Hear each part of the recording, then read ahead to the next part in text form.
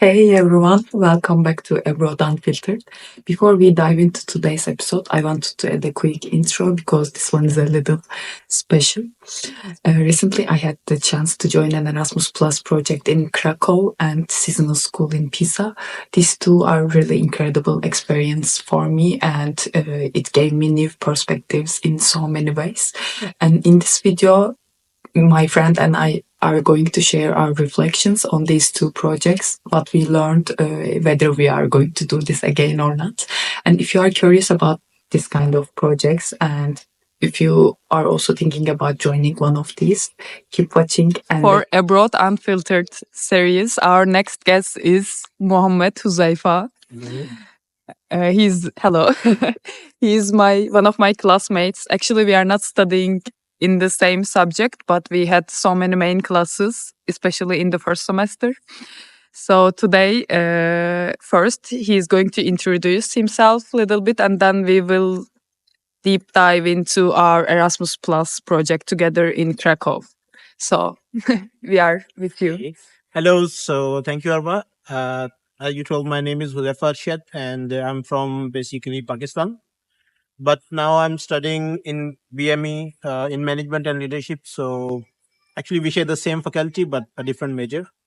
And that's pretty much about it. Okay, thank you, Huzaifa. So let's first talk about our Erasmus Plus project, and then I would like to ask you some questions about it and also about yourself. So, how was the project for you in Krakow? Like in general, if you would like to introduce the project at first and then your thoughts about it. Okay, the project was about active youths in digital world, and I think this was one of the most fun projects I ever attended because first thing it was like diverse people from. I think there were people from 8 different nationalities and 6 different teams. Like even Hungarian team, it was diverse in itself. So in total, there were people from coming from different regions. They all they all had different culture, but when we came together, we did a wonderful cultural exchange, and there was a lot of things to learn about it.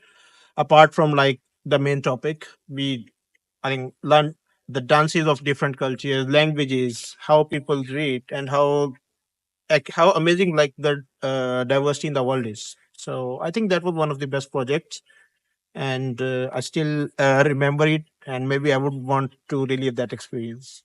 Yeah, definitely. It was also really nice for me, and we were in the same team as representatives of Hungary together.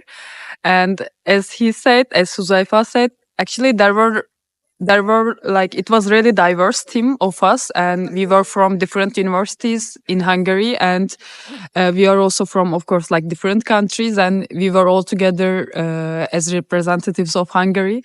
So it was really diverse team, and The also most interesting part was like none of us was Hungarian. yeah, also So that's the fact. yeah, But so it was really fun. I think I mean this is my like in my opinion, we represented Hungary in a very good way, I think. yeah, obviously, like Also, we presented a perspective even Hungarians could not present. We see it from a different lens. People who are living, they will see it from a different lens. So I think it was unique experience. Even like Yulia and they were saying like that was a different perspective, and it was like even better. So yeah. By the way, Julia is the coordinator of yeah, the she was project, coordinating. and also we are sending love to her from here. Without her, I think this project wouldn't be possible. Thanks for gathering all of us in Krakow. So, if you would like to like summarize your outcomes from the project, like what do you think that for you, of course, like from your point of perspective, what were your best outcomes from the project? What did you learn, basically? Okay, so I think first of all, obviously, learn that how important digital literacy is, and how important it is to basically manage your online identity, your online presence, because this is a world where there is like digital threats. You have a threat to your privacy. If you are putting something online, it's already there, and you cannot basically remove it. So how sensible and how like responsible we have to be while we are actually going in digital world. I think that was one of the main key takeaways. And then again, how to tackle all those problems that comes with it, cyberbullying or the cyber harassment or whatever, like the problems that are associated with. I think it was an eye opener as well to learn like how we can tackle it and how we can actually, and how much like we are exposed to those threats and we don't even realize that. So that would be the main key takeaway. Yes, definitely. I agree. And my next question is actually related to this.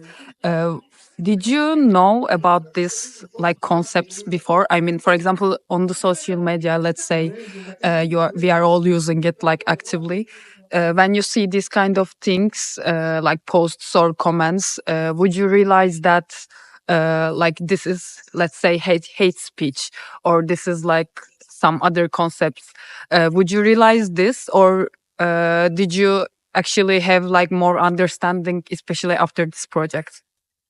Like definitely after the project, understanding level it increased significantly. Like even before the project, even if we know maybe 5%, 10% about it, like we were able to recognize very, you can say, the explicit posts that okay, this comes in the hate speech or this is something that should not be there. But I think after that it increased significantly. At least now with the 50-60% confidence, we can actually identify like what kind of posts are just fake, they are AI generated, or they are coming from like particular propaganda. So yeah, I think the project helped a lot. Yeah, definitely. And like for yourself, what would you do like if you see this kind of things on social media? Would you report, for example, or like I don't want to say this, but would you ignore, or like would you report this kind of things? Definitely, if a post is impacting like a larger portion of society, it should be reported. And I think it's our collective responsibility basically. We should report them, we should help it to take down, even if it's not impacting me and it's impacting someone else. I think tomorrow it could be the other way around. So we should actually play our role in that, and we should be a bit civic to those things. Definitely. Yeah, we do. I think also we would be aware and especially empathetic about this kind of stuffs. And also like let's get back to the at the beginning of the topic, let's say. How did you find about this project? I mean, what would you like drive you this project, let's say? Okay, so regarding these projects, I think it's to find these projects and actually get onto these projects. It's really important to be active in those kinds of groups, basically where these projects are advertised, or to have those friends basically who can recommend you these kind of projects. Because like most of these projects, they are sending partners, and usually that's only one organization, and you have to basically contact with them and they'll arrange everything for you, and they'll contact you with the host organization and basically create a team of the country and they'll send it. So I was scrolling on Facebook, or I think WhatsApp group, and where this project was advertised, and instantly we applied for it.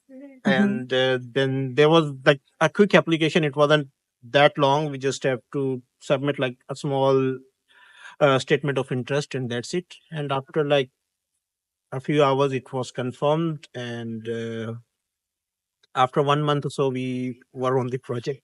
Yeah, actually, if you are really interested, especially in the topic, it's not really hard to find these projects or apply for them, I guess. And also, like before, a few days ago, you mentioned me like about some application, right? About finding, especially Erasmus Plus projects or other kind of activities. Can you also mention about that application? Okay, yeah, I found that application like again on a Facebook group. I haven't found a project particularly yet, but I think there are a lot of projects advertised on it.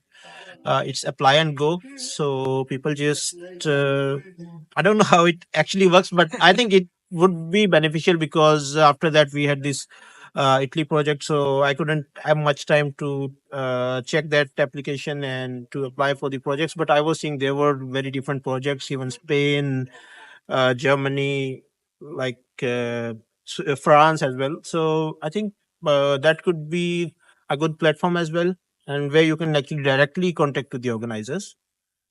Apart from that, obviously, you should be active in Facebook groups, Instagram pages of the institutions that send. So it would be different for different countries. Mhm. Similarly, like in Hungary, there are a few ones. So you just contact them, you just follow their pages. And once it's advertised, just click apply or just contact Yeah. them, and you're good to go. Yes, I will also add the link of the application if the others, like other people that watching us, would like to search more, and then they can understand and know more about it if they are curious about. So we are right now. By the way, we are not in Krakow. Okay, we Yeah. are talking about our Krakow, beautiful Krakow project, but we are right now together in Pisa. And can you We came also? from Budapest. And we came from Budapest. Yeah, we are traveling. And just like 2 weeks ago, actually, we are in Krakow. And after like 2 weeks, we are here in the beautiful town of Pisa in Italy together. So, like, this is a bit are like out of topic right now, but I also like to mention about this because it's kind of also related. I mean, this is kind of also exchange and meeting with different people from different countries, and we are all together here to learn more about the innovation and big data. So different subject, but like the context, let's say, it's similar. Can you also a bit mention about why we are here and what we are doing? Okay. So about the Caesar School, it was a program under ELISA, that is, I think ELISA, that's another coordination of some European schools, and BME was one of that. So I applied through the ELISA portal, and it was about data science and innovation in modern business society, a 1 week program here at Santana. And this beautiful place is basically the place where we are living, and we have classes like a few minutes away. So it's like an incredible opportunity to basically learn about data science and innovation in business society. And we have classes for 5 days with different experts in the industry. So I think this is again going to be an incredible learning opportunity. Yes, actually, I was supposed to ask this question at the beginning, but you already answered. I was going to ask where we are right now, but you already said this is one of the new dorms of Santana that they were providing for us, and it's really like nice rooms and renovated. I mean, it's a different vibe. It's a different place to stay, so we liked it. It Yes. is actually like an ancient, I think, Yeah. something Montessori type thing, Yeah. and Yeah. the rooms are very cozy and very beautiful views. Like, so, Yeah. it's beautiful here. Yes. So, like about the seasonal school, why did what kind of things that may make you apply for this seasonal school? Why did you apply, basically? Okay, so first of all, it was obviously the content of the course, and again, it was like a learning opportunity. In a week, you have to cover like a whole course. Secondly, the traveling, obviously, like this is a historic city, and you don't get these chances every day. So obviously, that was another motivation, and certainly BME was sponsoring us, so why not? Yeah, true.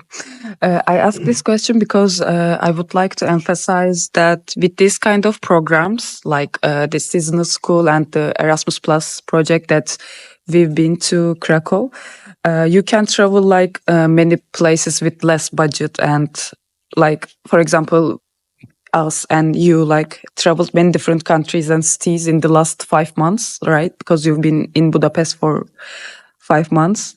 So this is also like good opportunities for you if you consider like less budget travels and if you would like to see new places. So I just wanted to also mention about this briefly.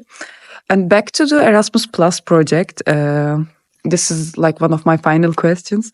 What did you think about the dynamics of our group, like in general, for different countries got together in Krakow, and how was the dynamics? I think it was a bit different for me because I didn't expect for just like in 1 week, we got so closer, and I think dynamics were really strong between us. So I just wanted to hear your opinion as well. Okay. So with the Erasmus Plus, I think that was very different. We were there for like 9 days, and people from different countries, they were coming together. They were all living at the same place. Basically, they were together 24/7 in a way. So it was a different bonding opportunity, and that was not so much academically, like focused project. So in a way, it was more entertaining, and we had like more opportunities to connect because we were always working in different groups. Mhm. So kind of in like 8 9 days, we bonded with everyone one way or other. Either we were just working them with in some group, or we were just meeting them at lunch, dinner, or even like we were having some sort of like we were hanging out in the city or having like the party. So I think that was one of the main aspect of Erasmus Plus that we are missing here. But definitely, this is a pure academic opportunity, and that was like a more like a mix of everything. So that's why I think that group dynamics, like people from different countries, and they were all there for the same motive. So I think that helped a lot in like connecting with those people and having more fun there. Yes, definitely. I agree. And for this part, I don't have further questions, but I just also want to ask you, because you've been in Budapest for 5 months. For you, how is life in Hungary in general? Or did you like Budapest?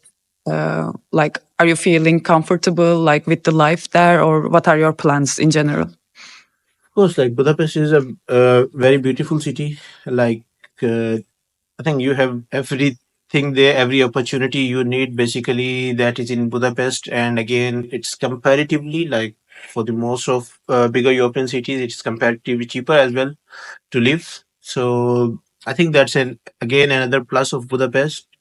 Plus, like you get to explore different cities while you're living there. Like you're studying there, and you still have chance to visit like any country in the Schengen area basically you want. So I think these are the perks that comes while you are living there. And again, then there is university, and apart from university, like you can manage your daily chores easily. So I think life has been okay for me. Like in last 5 months, obviously initially it was a bit hard to adjust to a new place and knowing about the city, knowing about the people. But now I think it's perfect. Yes. By the way, right now it's like around 8 a.m. There is like it's so quiet, so peaceful. I mean, this place I think has been always like this, but right now I don't know why I'm feeling very peaceful being here like at 8 a.m. Interesting. I'm not sleepy at all right now. And yeah, I just want to mention. Yeah, at 8 a.m. you just forced me to wake up Yeah. for this thing. Maybe I will cut this. But anyway. Yeah. And did you like Pisa, like here, the city, the vibe of the city? What do you think about it? Yeah, really like Pisa. Again, I was saying this city has like its own vibe. It's totally different from all the big cities. Like it has a sort of ancient vibe. You would just come here and you feel like you time travel to the past in maybe Roman Empire. Even if you see this building or the building where we are having our classes, or even all the places we visited in like last 2 3 days, they all have like a similar ancient vibe. So I think the city is just like different from all the cities I have visited so far. So Yes, it's beautiful. definitely. Yeah, agree. Yeah. So Okay, where why were were we? we? This is the third location, I think, right? Third Yeah. location that we've been together, because we have such a busy schedule this week. Like in a good way. It's rich. So that's why we need to find suitable time slots to record this video. But I think this is good in a way, because like I don't know, we have different scenes, different Yeah, right now we are in different the campus. locations, different places, Yeah. and even like different times of the day. Yes. So So actually I only have one question left.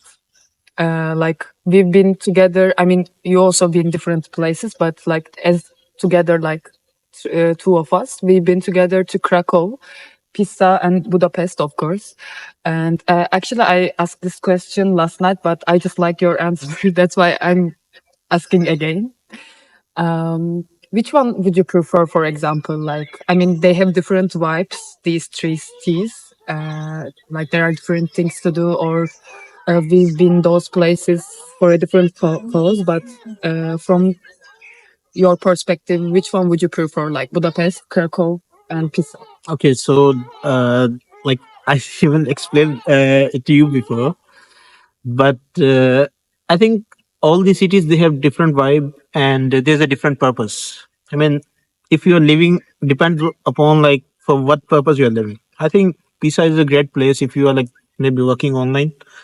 You can just come here and you can stay for a while. You can go to other cities. You can travel. So that would be the perk of it. But this place is very calm, quiet, and also close to like the bigger cities as well. So that's like the vibe here in Pisa. So if you want a quiet, obviously they all have a different vibe, and people would prefer to live in them for different reasons. Budapest, obviously, we are working there. We are like studying there. Also, like people have, we can easily work there as well along with our studies. So I would say if you're a student and again a big city, big European city vibes, if you wanna live, Budapest is a great place. But like if you are working remotely or working in small company, I think Pisa is a good place to live because it has like ancient vibes. So like most peaceful and calmful place I have seen like in a lot of like in past few months. So I think it's a great place since it's also close to the bigger cities as well and close to the sea as well. So I think this is one of the great places to live if you are living for like a longer term. And if I'm working, maybe I would just prefer Krakow because I already worked there, and that's a great place. Even a great tourist attraction as well. And I agree definitely. So, but actually, you've been already working in Krakow. I mean, not in Krakow, but in a company that based in Krakow. And what kind of job you were doing, and like, did you like it in general? And you also want to, I think, go back after study. Yeah, so I was working with a company in Krakow, like they had office in Krakow and Dubai. So I was working with them, and they were mostly dealing with tourism because Krakow is like neighboring to Zakopane, which is one of the again most touristic city in whole Europe. Yeah. So I was working with them. It's nice. And after studies, your plan? Yeah, maybe like to it is one of them. yeah. It's actually Krakow also is really nice to live in. Maybe like I don't know, maybe for a short period of time or for Actually, long the term. city Maybe. is great. Also, it neighbors Katowice, so there are like if you want to work in some industry, maybe that's a great place. Or even you can live in Katowice as well, like close to Krakow, and again one of the beautiful cities in all Europe. So yes. Yeah, yeah. But what about Budapest? Definitely, like I'm living right now in Budapest, and it has been great. Again, Budapest has a lot of opportunities. Being a student, first of all, it's BME is there, so we have to be there anyway. No excuse for that. Yeah. But even apart from that, like Budapest is one of the cheapest cities, so you can. It's a great place to live if you're a student, especially. Yeah. Also, if you're a social person, let's say it's a great chance to be there because you would be meeting like so many people from I don't know different countries. That's the good part of Budapest. Like there are, I think, students from around 200 countries. It's one of the great place even to socialize with people from all over the world because there are a lot of international students there. So I think that's one of the best places for that. Yeah. I mean, we've been talking about these three cities, but let's say after graduation and you got to choose one of these three places. I mean, I'm sure you will have so many other options, but let's say, like right now, like, as an assumption, you have just these three cities and you got to choose one of them. I think you maybe already answered as Pisa. Yeah. I mean, like kind of because just look at this place, bus shipping, and birds are so singing. calm. So, I mean, you can just live here for years. And if you want to just go to the bigger cities, I think Florence is like 40 minutes away. You can take a train to Rome or Milan, or even you can just take a flight back to Budapest. That just like 80 minutes. So I think that's a great place. Yeah, also it really depends on the person. So maybe the things you like and the life that you would like to choose are more related to a city kind of Pisa. Yeah, like So it's a quiet place, and sometimes you just want to be on your own league. So I think Yeah. that's a great place. Yeah, it's a great choice. What can I say? So actually, this is kind of at the end of my questions, and thank you for joining me. I really appreciate your time. Like this is the maybe third day that we would like to record this video and like see the end. And finally, And I was following you for the last 3 days. So really, thank you. And thank you for watching and thank you for sharing your insights and like for these projects and the other things. I will also add the links and the applications that we've been mentioning so that if you would like to check them out, you can reach them easily. So yeah, Sure. Thank do you you so have much. any? Thank you so much for having me, and whoever's watching, best of luck for everything you do in life. Yes. Wish you like great success and best of luck. Yeah. Best of luck. Thank you so much.